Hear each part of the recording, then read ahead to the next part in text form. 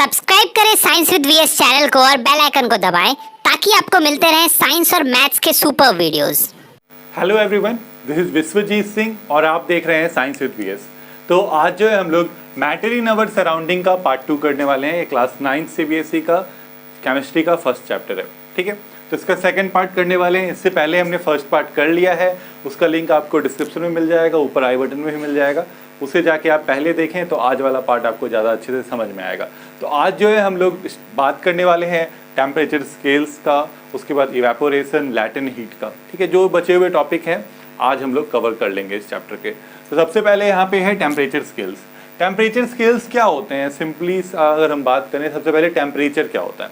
Temperature क्या है? The measurement of quantity of heat present in body, ठीक। किसी भी बॉडी में कितना हीट प्रेजेंट है, कितना क्वांटिटी में हीट प्रेजेंट है, उसी के मेजरमेंट को हम टेम्परेचर बोलते हैं, ठीक है। तो टेम्परेचर स्केल क्या होता है? जैसे अभी हम लोगों ने मेजर किया हीट को टेम्परेचर में, वैसे ही हम जैसे मान लीजिए कि किसी का मास मेजर करते हैं, तो मास मेजर करते हैं तो आप केजी में मेजर कर सकते हैं, किलोग्राम में, ग्राम में कर सकते हैं, मिलीग्राम में, अलग अलग यूनिट्स हैं, है ना। वैसे ही आप कह सकते हैं कि टेम्परेचर के भी अलग अलग यूनिट्स हैं, उन्हीं को हम टेम्परेचर स्केल्स बोलते हैं, ठीक है। जैसे यहाँ पे हमारे पास 3 यूनिट्स हैं टेम्परेचर के, या 3 स्केल्स हैं। एक सेल्सियस के स्केल है, एक फ़ारेनहाइट स्केल है, एक केल्विन स्केल है, ठीक है। सेल्सियस को हम डिग्री सेल्सियस बोलते हैं, फ़ारेनहाइट इज डिग्री फ़ारेनहाइट, और केल्विन में डिग्री का सिंबल नहीं होता, सिर्फ के होता है, ठीक है। ये दोनों आप कह सकते हैं कि ओल्ड स्केल्स हैं टेम्परेचर के, ये एडवांस है या मॉडर्न स्केल है टेम्परेचर का, क्योंकि यही हमारा एसआई यूनिट है, ठीक है। ये है SI unit of temperature, kelvin. Kelvin is the SI unit of temperature.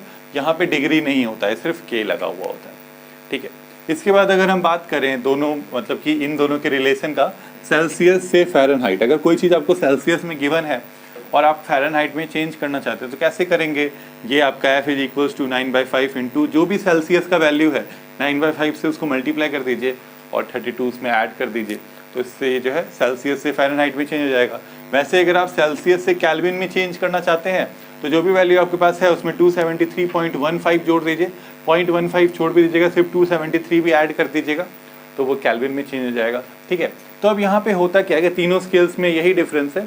अब स्टूडेंट सब जो है ना, मतलब हम भी जब छोटे थे तो काफ़ी कंफ्यूज होते थे। जैसे डॉक्टर बोल देता था कि 104 डिग्री बुखार है ना, तो हम लोग सोचते थे कि 100 डिग्री पे तो वाटर बॉयल हो जाता है, तो 104 डिग्री बुखार पे तो हम भी बॉयल हो जाएंगे, पर ऐसा नहीं है। तो जो डॉक्टर जो मेजर करता है जनरली टेम्परेचर, वो फ़ारेनहाइट में करते हैं, ठीक है। वो 104 डिग्री जो बता रहे हैं वो फ़ारेनहाइट में था, और जो वाटर बॉयल हो रहा था वो सेल्सियस में 100 डिग्री पे हो रहा था, है ना। तो जैसे अगर हम बात करें नॉर्मल बॉडी टेम्परेचर का हमारा, तो वो कितना है? 37 डिग्री सेल्सियस है, ठीक है। तो मान लीजिए कि ये 3 डिग्री बढ़ गया, 40 डिग्री सेल्सियस हो गया, ठीक है। इसको कन्वर्ट करते हैं फ़ारेनहाइट में 40 डिग्री को, तो हमारे पास अब एफ इज इक्वल्स टू आ जाएगा 9/5 इंटू 40 प्लस 32, ठीक है। तो ये टाइम्स में कट जाएगा तो आएगा 72 प्लस 32। देखिए 104 डिग्री आया, 104 डिग्री फ़ारेनहाइट आया। मतलब 104 डिग्री जब बोलते हैं डॉक्टर फीवर, तो उसका मतलब सिर्फ 40 डिग्री सेल्सियस ही होता है।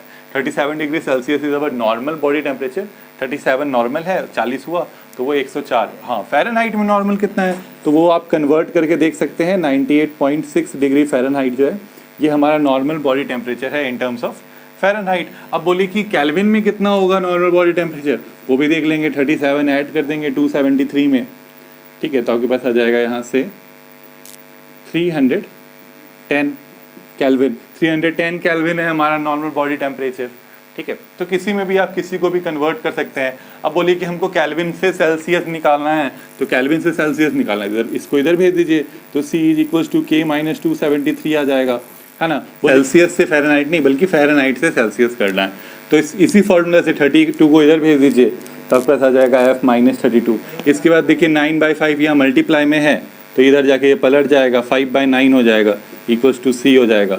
तो ये हमारा फॉर्मूला हो जाएगा C equals to F minus 32 into 5/9, ठीक है। तो आप ये फ़ारेनहाइट से सेल्सियस में बदल सकते हैं, ठीक है। यहाँ सेल्सियस से फ़ारेनहाइट में बदल सकते हैं, केल्विन से सेल्सियस ये फार्मूला, सेल्सियस से केल्विन ये फार्मूला, ठीक है। तो इस तरह से आप इन चारों में से कोई फार्मूला यूज करके किसी भी टेम्परेचर स्केल को किसी दूसरे टेम्परेचर स्केल में कन्वर्ट कर सकते हैं। यहाँ पे हमारे पास 2 टर्म्स है।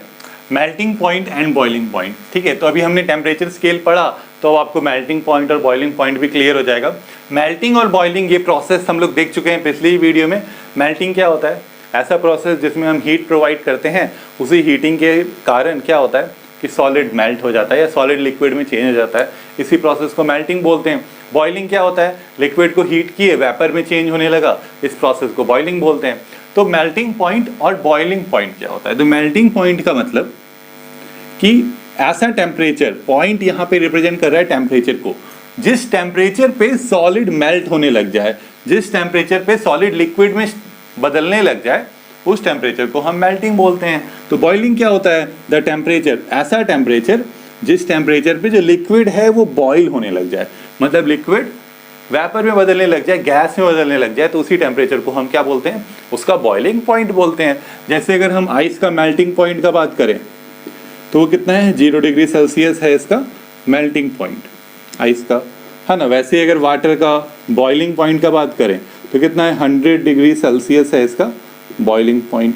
ठीक है, तो यही होता है मेल्टिंग और बॉइलिंग पॉइंट। मतलब 0 डिग्री सेल्सियस पे आइस किस में चेंज होने लग जाएगा? वाटर में चेंज होने लग जाएगा। वाटर 100 डिग्री सेल्सियस पे क्या होने लग जाएगा? बॉयल होने लगेगा, यानी किस में चेंज होने लगेगा? वो वेपर में चेंज होने लग जाएगा। ठीक है, तो यही है हमारा melting point and boiling point. ठीक है, तो अब अगला जो हमारा टॉपिक है, the concept of latent heat. Latent heat का कॉन्सेप्ट समझेंगे, क्या होता है लैटेंट हीट। ठीक है, तो चलिए समझते हैं।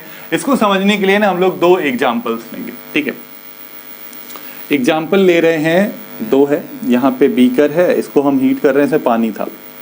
ठीक है, इस बीकर में आइस है। ठीक है, किसी भी शेप का हो सकता है, ये आइस। ठीक है, तो जब पहले हमने ये आइस इसमें रखा और इसमें हमने डाल दिया थर्मामीटर। ठीक है, थर्मामीटर है, तो थर्मामीटर पहले शो कर रहा था -10 डिग्री सेल्सियस का टेम्परेचर। ठीक है, आइस का। फिर धीरे धीरे ये टेम्परेचर बढ़ा, अब ये टेम्परेचर चला गया 0 डिग्री सेल्सियस पे। ठीक है, टेम्परेचर हो गया आपका 0 डिग्री सेल्सियस।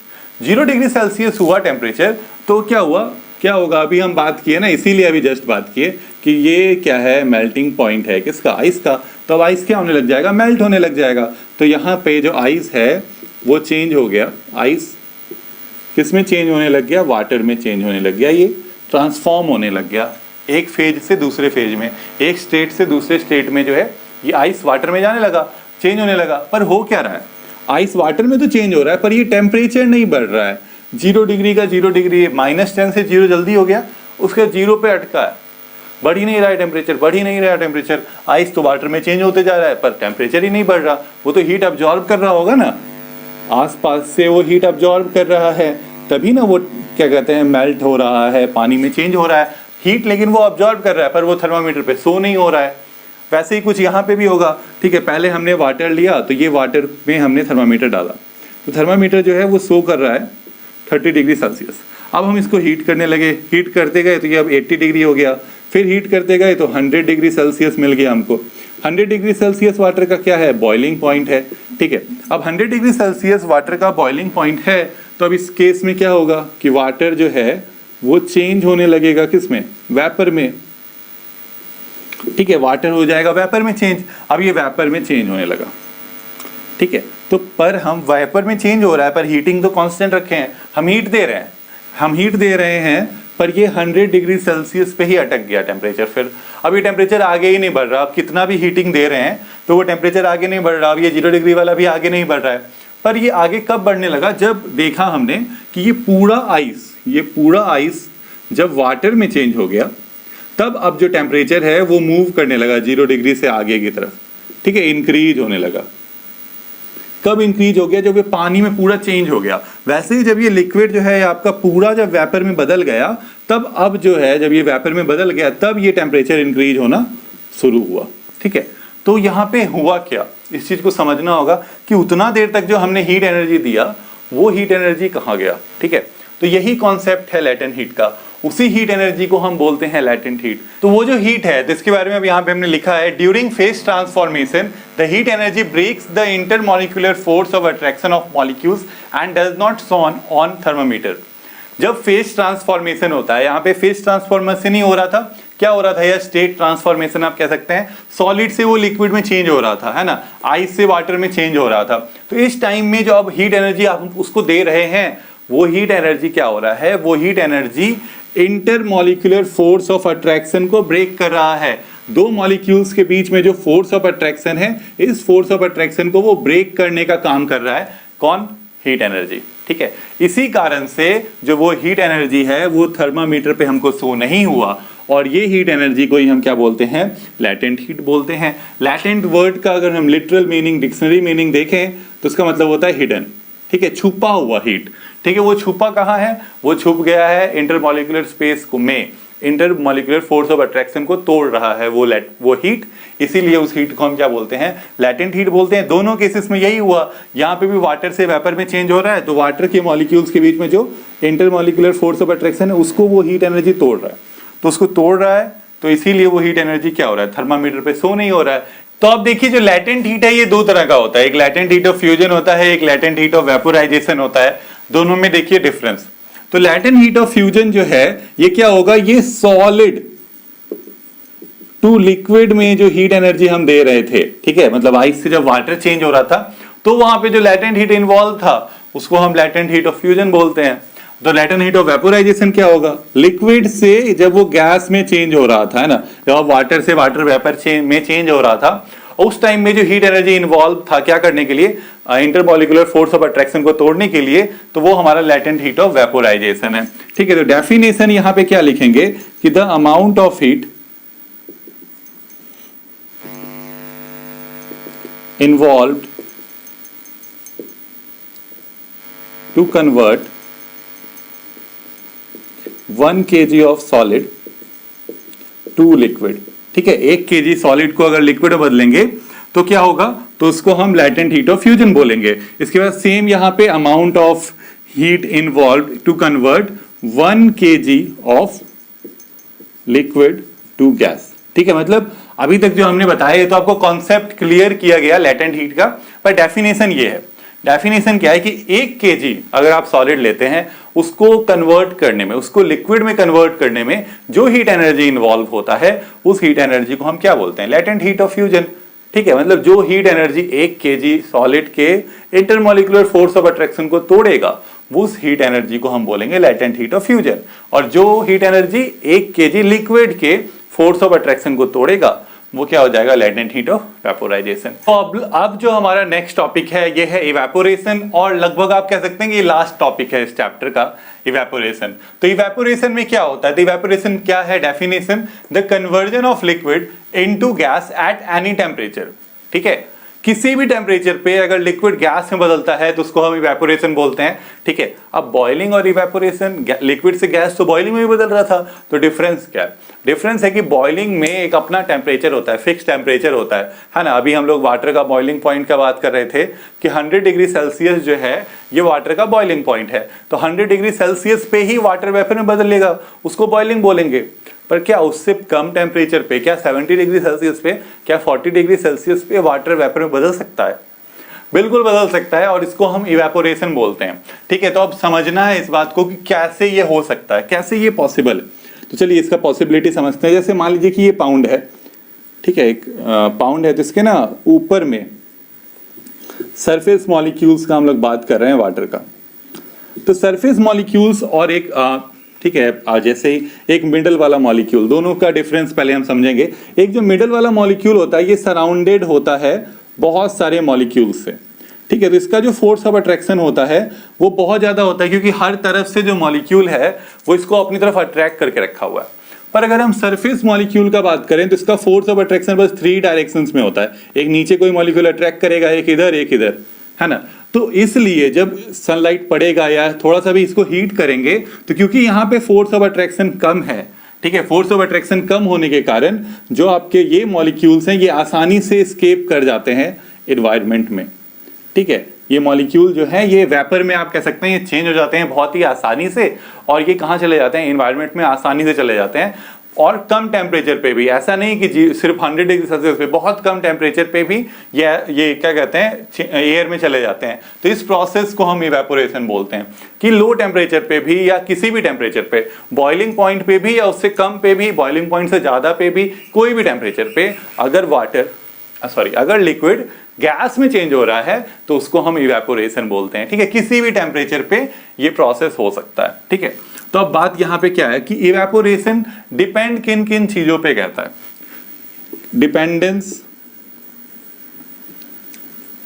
Of evaporation. ठीक है, इवेपोरेशन किन किन चीजों पे डिपेंड करता है, तो हमारे पास 4 चीजें हैं या 4 फैक्टर्स हैं जिन पे इवेपोरेशन डिपेंड करता है। Evaporation depends on 4 factors. ठीक है, फर्स्ट इज टेम्परेचर।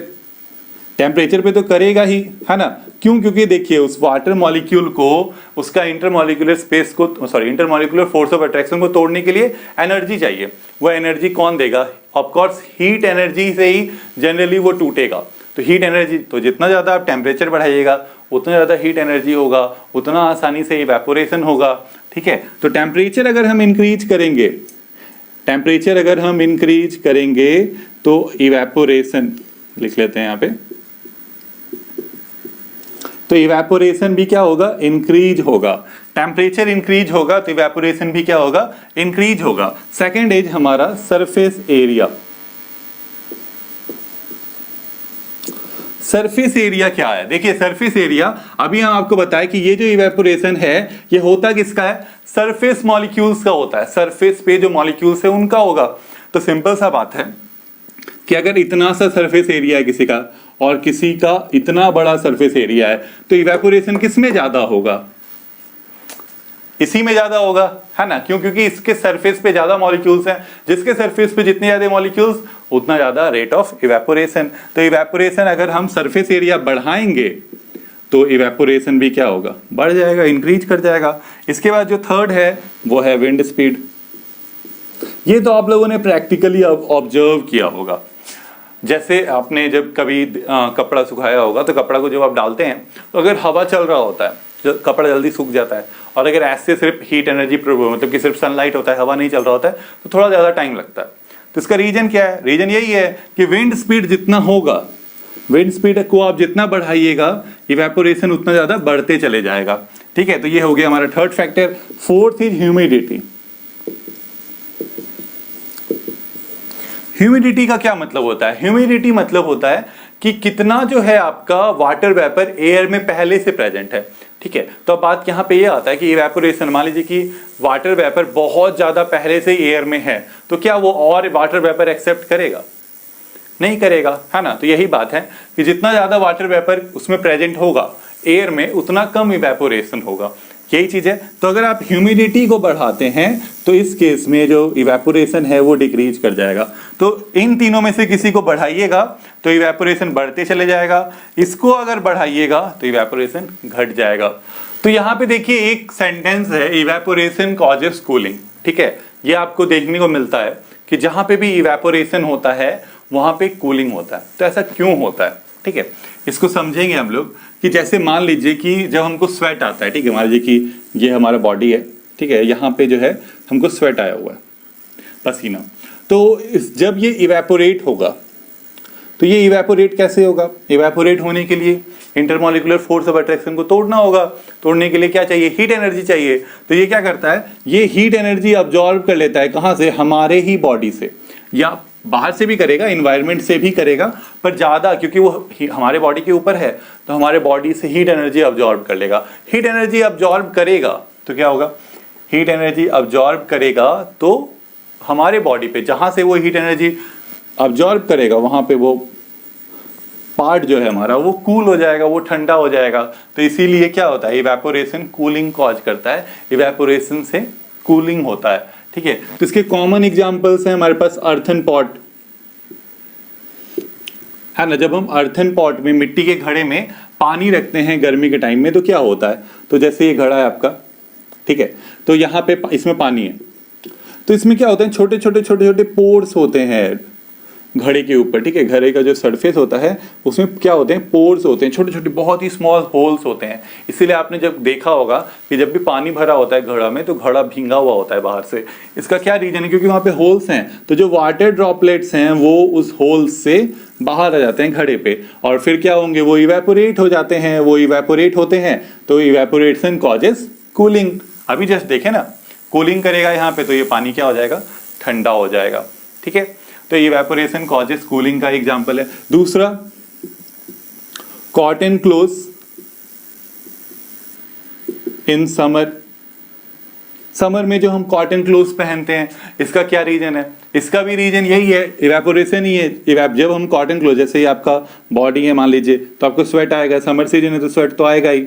इसके बाद आपके ऊपर ये मान लीजिए कि कॉटन क्लोथ है, तो कॉटन क्लोथ क्या करता है, पानी को ऑब्जॉर्ब कर लेता है, स्वेट को ऑब्जॉर्ब कर लेता है। ऑब्जॉर्ब करेगा तो वो क्लोथ के सरफेस पे आ जाएंगे वाटर ड्रॉपलेट्स।